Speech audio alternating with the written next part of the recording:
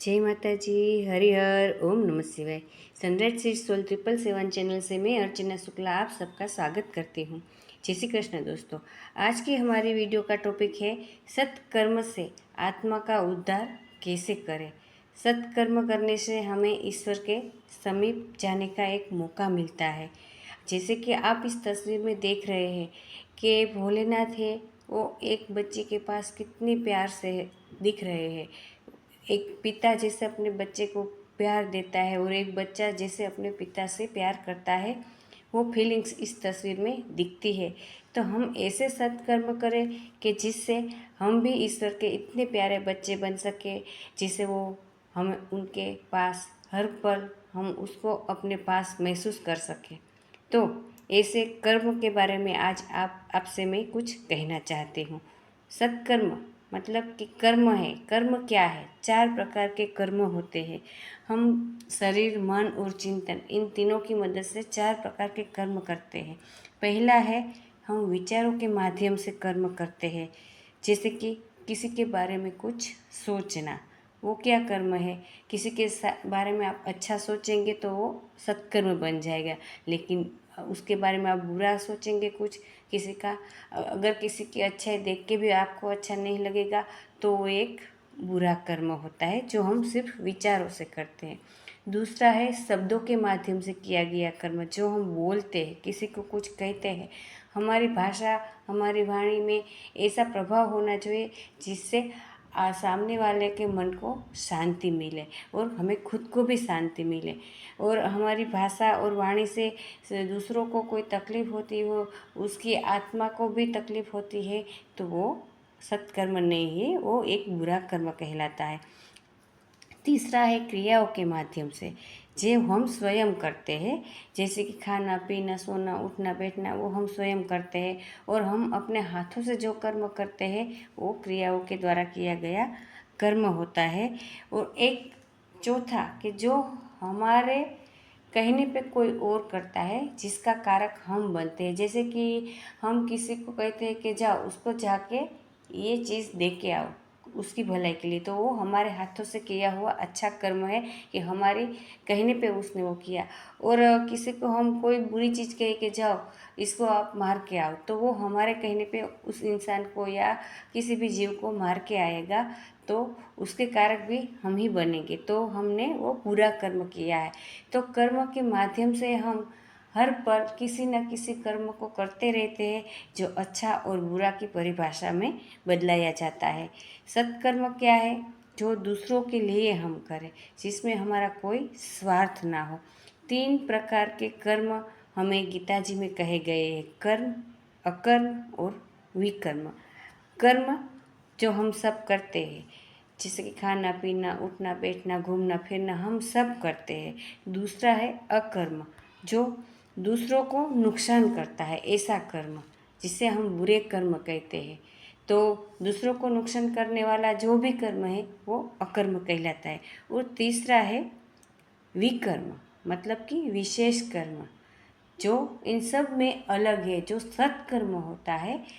विशेष कर्म सब कोई नहीं करता, वो सिर्फ गिने चुने लोग ही करते हैं, जिस पे ईश्वर की कृपा होती है, वही ये विशेष कर्म कर सकते हैं।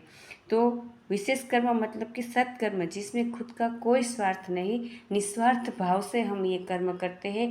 ऐसा कर्म जो करने से दूसरों का भला होता है, उसको मन की हमें उसके मन को हम प्रसन्नता देते हैं और उनका आशीर्वाद हमें मिलता है। जैसे कि हम गाय को कुछ सेवा करें, बेजुबान जानवरों की सेवा करें, किसी इंसान को भी मदद की ज़रूरत हो तो हम उसे मदद कर दें, तो उनके आशीर्वाद हमें मिलते हैं, वह कहलाता है सत्कर्म। तो सत्कर्म करने से ही हमारे जीवन का उद्धार होता है। ये सभी कर्म हमें करते रहने चाहिए। परमार्थ के लिए ये सब किए जाते हैं, जिसमें खुद का कोई स्वार्थ नहीं होता। अब हम कुछ प्रारब्ध कर्म के बारे में बात करते हैं। प्रारब्ध कर्म का रहस्य बड़ा ही मतलब कि बड़ा ही रहस्यमय है। जैसे कि हम करोड़ों संचित कर्मों में से जो फल पक कर तैयार होता है, उन कर्मों को भोगने के लिए हमें शरीर धारण करना पड़ता है और उसके अनुसार हमें सुख दुख के जीवन में जो मिलते हैं वो प्रारब्ध कर्म कहलाता है। हमें हमारा ये शरीर है वो उसे तब तक नहीं छोड़ सकते हम इस शरीर को जब तक हमारे प्रारब्ध के कर्म हम भोग नहीं लेते। तो पिछले जन्म में हमने जो भी कर्म विशेष कर्म किए हैं, अच्छे बुरे सत्कर्म अकर्म विशेष कर्म किए हैं, उनके सारे फल पक के तैयार होते हैं और उसको भोगने के लिए हमें एक शरीर धारण करना पड़ता है और उस शरीर के माध्यम से हम हमारे कर्म भोगते हैं। हम अपने जीवन में जो भी सुख दुख मिलता है वो हमें प्रारब्ध में ही मिलता है। हम जब जन्म लेते हैं तब हमारे पिछले जन्म के कर्म लेके ही आते हैं, चाहे वो अच्छे हो या बुरे हो। तो ये है प्रारब्ध कर्म।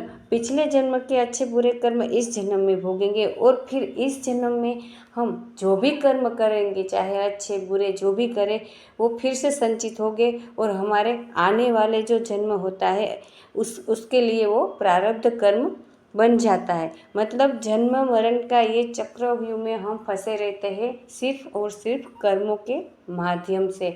अगर हमें इस जन्म मरण के चक्रव्यूह में से बाहर निकलना है तो सत्कर्म कीजिए। यही एक रास्ता है जिससे हम इस चक्रव्यूह से निकल सकते हैं और परमात्मा जो ईश्वर है उसकी शरण में सदा सदा के लिए हमारा वास हो जाता है।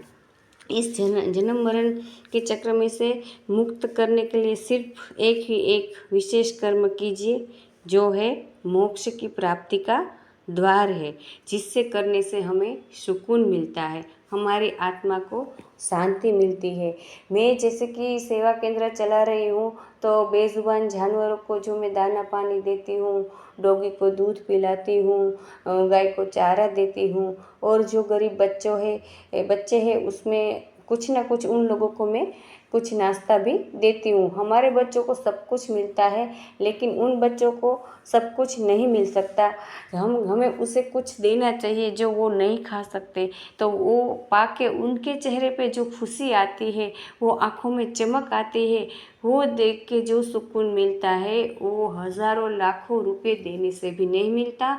और उनसे जो आशीर्वाद मिलता है वही हमारी आत्मा के उद्धार का कारण बनता है। इस जन्म मरण के चक्रव्यूह से हमें मुक्त कराता है और जो भी हम पिछले जन्म के कर्म लेके आए हैं अच्छे हैं तो हम भोगते हैं खुशी खुशी, लेकिन बुरे कर्म का फल जब हम भोगते हैं तब हम टूट जाते हैं, बिखर जाते हैं और कर्म फल भोगते बिना हम नहीं रह सकते। लेकिन ये सब सत्कर्म करने से उसका 50% बुरा कर्म फल कट जाता है। तो आप सबसे मेरे यही निवेदन है कि सत्कर्म की तरफ आप आगे बढ़िए। बेजुबान जानवरों को अपनी यथाशक्ति कुछ ना कुछ खिलाइए पिलाइए, उनकी सेवा कीजिए और हर मनुष्य को, हर जीव को उसमें शिव है यही मान के उनके साथ आप व्यवहार कीजिए। अगर हर जीव में आप शिव को देखेंगे तो आप कभी किसी के साथ कुछ भी बुरा नहीं कर पाएंगे और जन्म मरण के इस चक्रव्यूह में से मुक्त हो सकेंगे। यही मेरे आज के वीडियो बनाने का कारण है कि बस हम सब जहाँ से उठे वहीं पे सवेरा है। जिस वक्त हमें इस बात का ज्ञान हो कि हमें कुछ अच्छा करना चाहिए, वहीं से हमको शुरुआत करनी चाहिए। अगर हमसे कोई बुरे कर्म हो गए हैं तो उसको माफ़ी मांग के सत्कर्म की शुरुआत करनी चाहिए। मैं एक वीडियो ऐसा भी बनाऊंगी जिसमें कार्मिक प्रेयर की जाती है, जिसके हम वो प्रार्थना करने से हमारे बेड कर्मों से हम मुक्त होते हैं, उसके लिए मैं और वीडियो बनाऊंगी। आज के इस टॉपिक अगर ये वीडियो आपको अच्छी लगी है तो इसको शेयर कीजिए, जन जन तक इसे पहुंचाइए जिससे लोग सत्कर्म की ओर बढ़े। यही मेरा विशेष इस वीडियो बनाने का कारण है। लाइक कीजिए, शेयर कीजिए और सब्सक्राइब कीजिए। जिसने भी सब्सक्राइब किया है उनको थैंक यू, और जिसने नहीं किया है, अगर मेरी वीडियो अच्छी लगती है, मेरे सारे वीडियो अच्छे लगते हैं तो आप लोग सब्सक्राइब कीजिए और मेरी सेवा केंद्र और मेरे इस चैनल को प्रोटेक्ट कीजिए।